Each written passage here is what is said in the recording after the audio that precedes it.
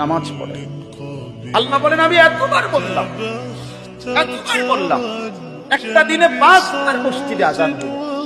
একটা মহল্লায় শুধু একটা মসজিদ না, এক এক ওয়াক্তে এক একজনের কানে কমপক্ষে 10টা মসজিদ থেকে আযানের আওয়াজ আসে। ঠিক কিনা বলেন? কিরে বান্দা, এত শক্ত হইলি কেমনে বান্দা? আমার এত বড় আসমান জমিন দিয়া, এত বড় কায়নাত দিয়ে বান্দা আমি তোকে লালন পালন করলাম, বিনিময়ে তুমি একটা সেজদাও দিলা না।